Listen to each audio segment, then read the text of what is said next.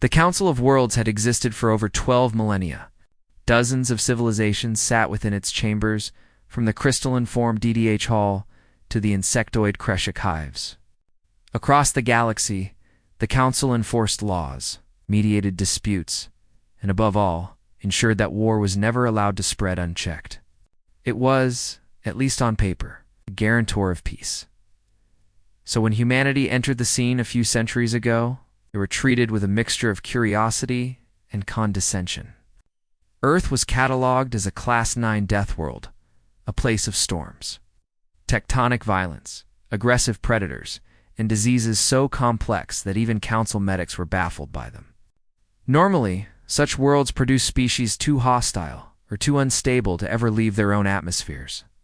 Yet somehow, humans had thrived. They had not only survived their lethal homeworld, but also invented engines, ships, and weapons powerful enough to launch themselves into space. The first reports on humanity were a contradiction. Council scientists wrote of their astonishing resilience, their unnerving adaptability, their terrifying endurance. A human could survive wounds that would kill most soldiers. Their immune systems devoured foreign pathogens with an aggression that bordered on reckless. Their ability to operate under stress was almost unnatural. And yet, despite these alarming traits, humans did not rise as conquerors. They came as traders, explorers, and diplomats. They signed treaties, sent envoys, and even offered their soldiers for joint security missions. To most of the galaxy, it seemed proof that these so-called Deathworlders were not as dangerous as their reputation suggested. Humans won. Counselor famously declared, are like fire. Bright, warm, perhaps a little unpredictable, but not uncontrollable. So long as we watch the flames, there will be no danger. But fire, of course, can do more than warm it can consume. When the Zerth Dominion declared war on the Terran Republic, few in the Council objected. The Dominion was one of the galaxy's oldest empires, its fleets numbering in the tens of thousands, its armies trained for centuries of conquest. Humanity, by contrast, was young. Their fleets were smaller, their weapons less advanced, and their logistics network still in its infancy. Many Council analysts calculated the war would be over in months, perhaps even weeks. They saw it as inevitable. Admiral Karoth of the Dominion was one of the first to receive the reports compiled on humanity. His spines bristled as he scanned the data, though his expression was more amused than cautious. The briefing officers told him what he wanted to hear. Expect ferocity, Admiral. They will fight desperately, but without structure. Their technology is primitive compared to ours. Their tactics are still maturing. In the end, they are but a spark. One strike will extinguish them. Karoth leaned back in his command throne and let out a low, guttural laugh. So they are dangerous in the beginning. Perhaps deadly once, maybe even twice. But after that, he flicked his claws across the holographic star map, marking Earth with a glowing red sigil. They will break. And when they break, their fire will die. The chamber filled with uneasy chuckles from his staff. But none dared contradict him. After all, Karoth's record spoke for itself. Dozens of victories, empires crushed, rebellions stamped out. If anyone understood how to grind an enemy into submission, it was him. What neither Karoth nor the Council understood was that their reports, though accurate, were incomplete. They noted human aggression, but not their memory. They recorded their resilience, but not their relentlessness. They described their adaptability, but never considered its scale. Humanity's strength had never been in the first strike. It had never been in the glory of a single battle won. Their true power was something far more insidious, far more terrifying, they learned. They learned from failure, from pain, from tragedy. Every mistake became instruction. Every loss became fuel.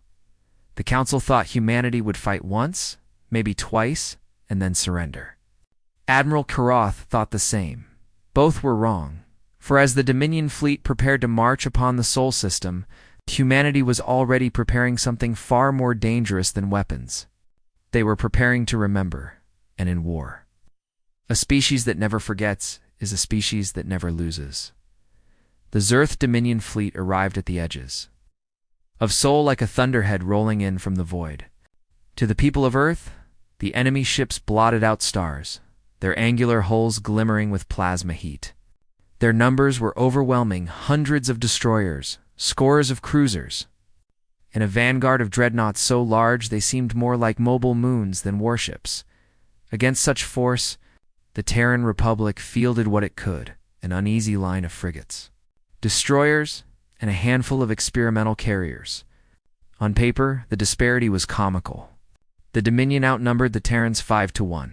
Their weapons were decades, perhaps centuries ahead in destructive capability. Still, humanity did what humanity always did. They fought. The first clash came at the edge of Saturn's orbit. Human frigates broke formation and surged forward in a desperate charge, their railguns spitting streams of tungsten slugs. A few Dominion ships fell in the opening salvos, their shields overwhelmed by the sheer volume of kinetic fire. But the victory was brief. The Dominion retaliated with merciless precision. Plasma beams swept across the void like scythes, slicing human ships apart in gouts of fire and debris. One by one, Terran hulls ruptured, spilling lives into the cold silence of space.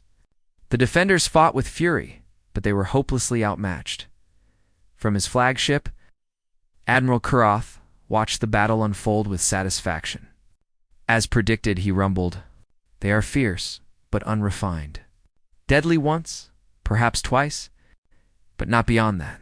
His claws drummed against the armrest of his command throne as though the battle were a performance meant for his amusement.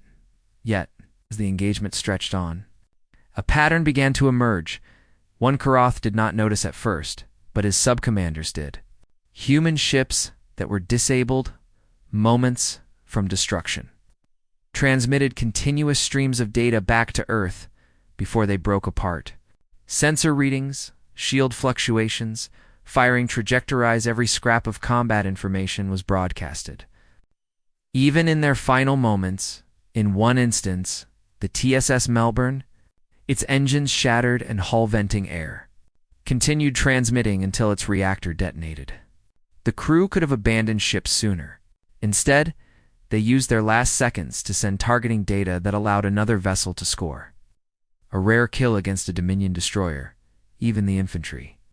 Dug in on the orbital stations around Saturn's moons, fought with this strange purpose. When overrun, soldiers activated last-second recording nodes strapped to their armor. Their death cries were not pleas for help. They were coordinates, warnings, and tactical updates. Their deaths were not wasted. To the Dominion, this looked like desperation. But to the Terrans, it was survival learning through sacrifice. By the time Luna's shield arrays began to fail, the humans had already cataloged dozens of Dominion weapon signatures. By the time Mars shipyards burned, Terran engineers on Earth were already dissecting the patterns of plasma energy surges and compiling countermeasure concepts. Every ship lost became a teacher. Every death purchased a new understanding. Admiral Kurath received reports of increased resistance during each engagement. At first, he dismissed them as statistical noise. But then he noticed something unsettling. The humans were not repeating mistakes.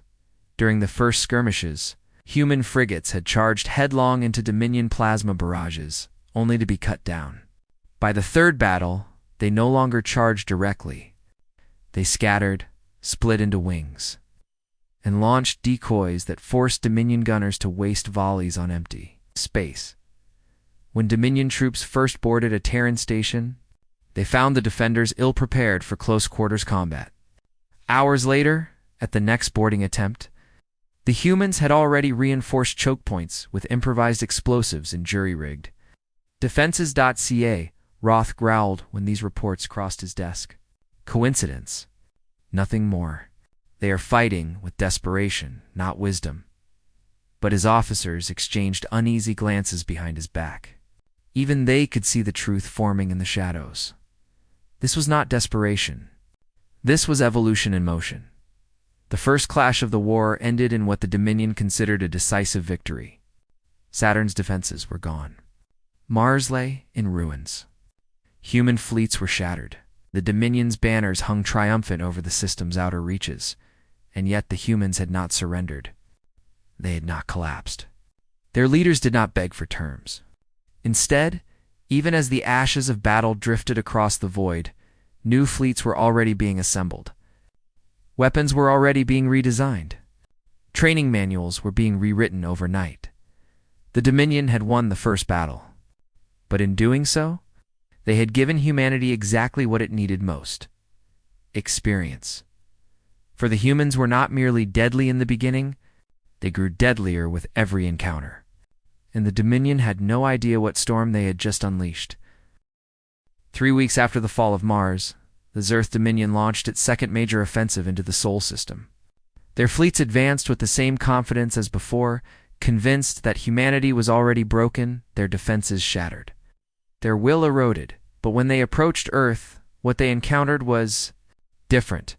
The Terran Republic's forces were not in disarray. They were reorganized, hardened, and unnervingly precise. The Dominion's war planners had predicted an enemy still licking its wounds, one scrambling to rebuild. Instead, they found fleets that moved with uncanny coordination and soldiers who fought with calculated purpose. Admiral Karath, watching from his flagship, narrowed his eyes. The enemy formations had changed. Human frigates no longer charged recklessly into plasma fire. Instead, they spread across wide arcs, baiting Dominion gunners to waste volleys. When the Dominion destroyed a vessel, its wreckage was deliberately detonated, scattering shrapnel into the path of pursuing ships. Even in death, humanity made the battlefield hostile. Adaptations, Koroth muttered under his breath. They've learned. The truth unsettled him, though he refused to show it. The Dominion had crushed countless species across the stars. Many fought hard in the beginning. Few ever adapted this quickly. Fewer still adapted intelligently.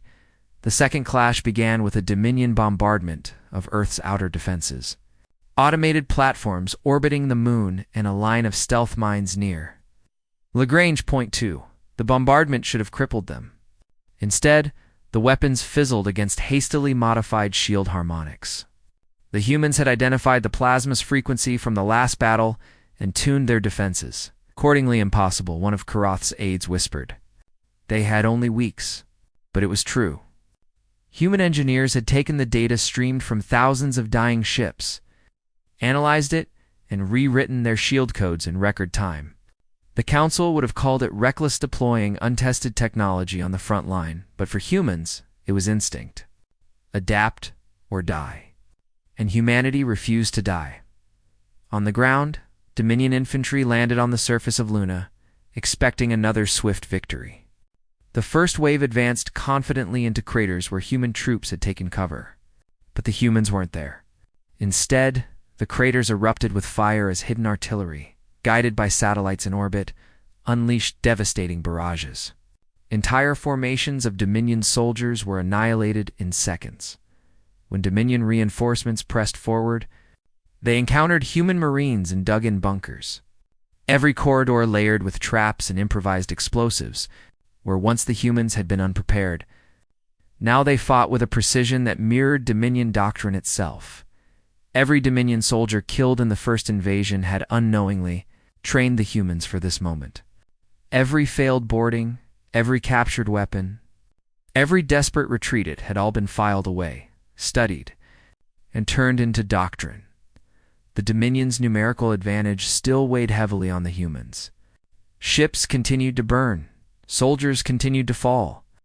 But what terrified Karath's subcommanders was how efficient the humans had become at turning losses into counters by the battle's third day. Human fleets were executing maneuvers that Dominion tacticians had once considered exclusive to their own kind. Flanking patterns, shield rotations, even predictive counterfiring all mirrored Dominion tactics so closely that some commanders swore the humans were reading their minds. "They're stealing our playbook?" One officer growled to Karath. "They fight us once, and then fight like us. Soon, they will fight better than us." Karath slammed a clawed fist into his throne's armrest. "Nonsense. They lack the discipline of the Dominion. They are scavengers, nothing more." Yet his own words rang hollow. He could see it himself. Humanity was not just scavenging. They were evolving. On the fourth day of the second wave, the Dominion attempted to breach Earth's orbital defenses with a concentrated push. Dozens of destroyers surged forward, weapons blazing. But as they advanced, they stumbled into a coordinated ambush. Human ships, hidden among orbital debris, struck with railguns at point-blank range. The Dominion's formation collapsed, dozens of ships destroyed in minutes. Kareth's spines stiffened in alarm. This was no longer the desperate flailing of a cornered species. This was strategy. This was warcraft. As the battered Dominion fleet pulled back to regroup, a grim realization spread among the commanders. The humans had absorbed everything the Dominion had thrown at them in the first invasion. They had dissected it, mastered it, and now used it against their creators. What unnerved Karath most of all was the look in the humans. Those few survivors captured in skirmishes, dragged before Dominion interrogators, they did not look broken. They did not beg. Their gaze burned with something ancient, something that spoke of predators who had learned to hunt across a death world that killed without. Mercy, it was then Karath understood a dangerous truth. Though he dared not voice it, humans were not simply deadly when cornered. They were deadly every time they fought, and each time they returned, they were twice as lethal as before. The second wave of the Dominion offensive ended not in conquest, but in retreat. For the first time in his long career, Admiral Karath ordered his fleet to withdraw out of fear of destruction, but out of fear of what another engagement might teach the humans next, while the Dominion licked its wounds from the disastrous second wave. The Council of Worlds convened in secret. Their amphitheater glittered with the light of 100 star systems. Each counselor seated within a hovering pod that projected their voices into the center. Normally, these meetings concerned trade, law, or disputes over mining rights. This time, every voice trembled with unease, because humanity had just done what no young species had ever accomplished before. They had survived a full-scale Dominion offensive. Not only survived, it was whispered, they had forced it back. The crystalline-bodied Hall. Representative shifted uneasily, light refracting through her form. It cannot be allowed. The humans have shown an adaptability that borders on unnatural. A serpentine Kreshik hissed in agreement, mandibles clicking. We warned of this. Deathworlders are unstable. It was only a matter of time before their savagery infected the stars. Others countered. The amphibious rune delegate croaked through translator fields. No, you misunderstand. They are not spreading chaos. They are evolving order. Every defeat becomes fuel. Every setback, a foundation. This is not instability. This is momentum. The chamber fell into an uneasy silence. For once, there was no consensus. But in every voice lurked the same fear. The Dominion had unleashed something none of them could control. Meanwhile, beneath the cities of Earth, the true engine of human survival churned not on the battlefield, but in the bunkers, laboratories, and workshops. The first invasion had left behind wreckage, captured weapons, shattered Dominion drones, shards of armor and engines. Where other species might have destroyed these trophies or locked them away for study, the humans did what came naturally. They reverse-engineered everything. A Dominion plasma rifle, scavenged from a battlefield, became the basis of a new Terran, heavy repeater, liable, cheaper, and more efficient. A damaged psionic jamming device, once used to cripple human command networks, was stripped apart and reassembled into a field disruptor that could blind Dominion sensors. Every weapon the Dominion used against humanity, humanity twisted back upon its creators. The Dominion had centuries of technological refinement. Humanity had only decades, but they had something the Dominion had long since lost: desperation, creativity, and an utter refusal to respect limits. Terran engineers worked 20-hour shifts. Sustained by stimulants and sheer stubbornness, shipwrights pulled wreckage from orbital graveyards and welded them into new hulls. On the factory floors, mechanics joked darkly that they weren't building ships. They were building revenge. In the command bunkers, Terran officers rewrote doctrine from scratch. Instead of clinging to traditional formations, they encouraged initiative at every level. A single Marine's dying report from Luna was turned into a full training module for the next recruits. A frigate captain's improvisation during Saturn's defense became a new fleet maneuver. It was a kind of collective memory, unlike anything the Council or the Dominion had seen before. Most species compartmentalized failure, burying it under shame, hiding it from the next generation. Humans did the opposite. They recorded failure, shared it, and turned it into armor. By the time the Dominion began to regroup for a third offensive, humanity no longer resembled the fractured defenders they had faced in the first clash. Their fleets were leaner but sharper, their soldiers fewer but more lethal. They fought not with hesitation, but with the confidence of predators who had been tested and had survived. Admiral Karath reviewed the latest reports with growing unease. He saw railguns upgraded with Dominion superconductors. He saw human armor woven with captured energy-dissipating alloys. He saw tactical maneuvers that mirrored his own Dominion playbook but modified, proved stripped of inefficiency. "This is theft," he snarled to his officers. "Parasitic mimicry." But deep down, even he knew it was more than that. The humans weren't simply copying, they were improving. For every weapon the Dominion revealed, the humans countered it. For every strategy unleashed, the humans devised an answer. It was as if humanity itself was a mirror, one that reflected back not just the eye. The third wave of the Zerth Dominion's assault began under the shadow of arrogance. To the galaxy at large, the Dominion was unstoppable, a war machine that had crushed countless civilizations. Admiral Karath had assured his people that this war would be no different. Humanity was fierce. Yes, but too young, too inexperienced, too fragile to withstand an empire that had reigned for centuries. But when the Dominion fleet arrived in Sol once more, what they saw shook even their ironclad confidence. Orbiting Earth was no longer a ragged fleet of mismatched frigates and battered destroyers. Instead, a new armada waited. Lean warships bristling with railguns, hybrid cannons glowing with repurposed plasma, and shield systems tuned specifically to counter Dominion firepower. The Terran Republic had built its defenses not out of tradition or theory, but out of Dominion mistakes. Every scar from the first two invasions had been reforged into armor. The first salvos tore through the void. Dominion dreadnoughts unleashed torrents of plasma that should have incinerated their enemies. Instead, human shields pulsed, dispersed, and absorbed the energy in patterns carefully tuned from weeks of study. Moments later, Terran warships returned fire with terrifying accuracy. Tungsten slugs magnetically accelerated to near-relativistic speed, ripped through Dominion cruisers like paper.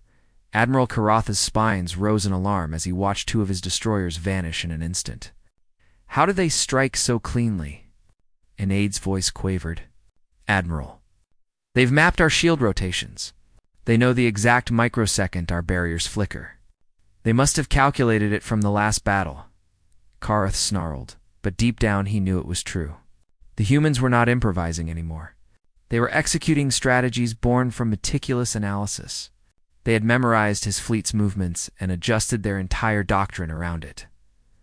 On the surface of Luna, Dominion ground forces landed once again, intent on reclaiming the satellite they had briefly held in the first invasion. But this time, they encountered a nightmare. The tunnels of Luna were a maze of traps and ambushes. Human Marines waited in reinforced bunkers, their weapons humming with hybrid technology. Dominion soldiers advanced confidently at first, but within minutes, their formations broke under withering fire. Grenades detonated with stolen psionic cores, scrambling Dominion senses. Mines laced with magnetic charges tore through their armored suits. What chilled the invaders most was the precision. The humans knew their timing, their patrol routes, even the way their units hesitated at choke points. It was as if the defenders had fought this exact battle before, and in a way they had. Every skirmish of the last two invasions had been dissected and simulated, till humanity could predict their enemies' movements with uncanny accuracy. For every Dominion soldier that advanced, 10 fell.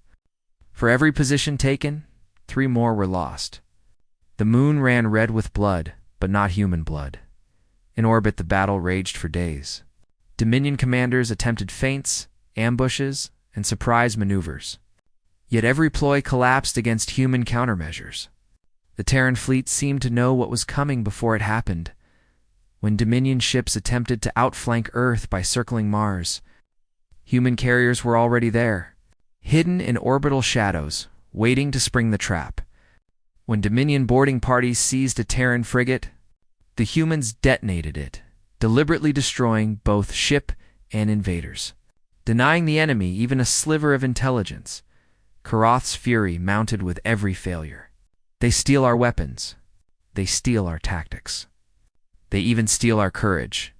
Are we fighting humans? Or are we fighting reflections of ourselves? No one dared answer. But the truth was obvious. The humans were no longer simply resisting. They were hunting. On the 7th day of the battle, the Dominion flagship itself came under assault. Human Marines boarded it through breaches torn open by hybrid warheads. Karath's guards fought valiantly, but the intruders pressed forward with relentless determination.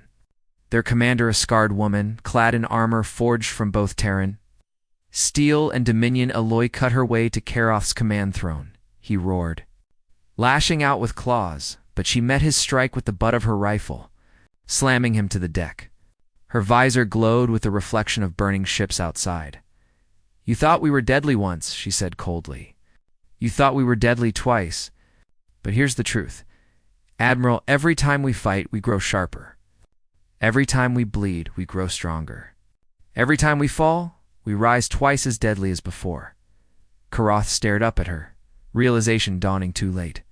The Dominion had not faced prey. They had faced predators who evolved in real time. When the battle ended, the Dominion fleet lay in ruins. Earth still stood, scarred but unbroken. Across the galaxy, the story spread like wildfire. For the first time in living memory, the Dominion had been driven back not by an ancient empire, not by a coalition of powers, but by one young, reckless, unrelenting species. And with that story came a phrase whispered in fear: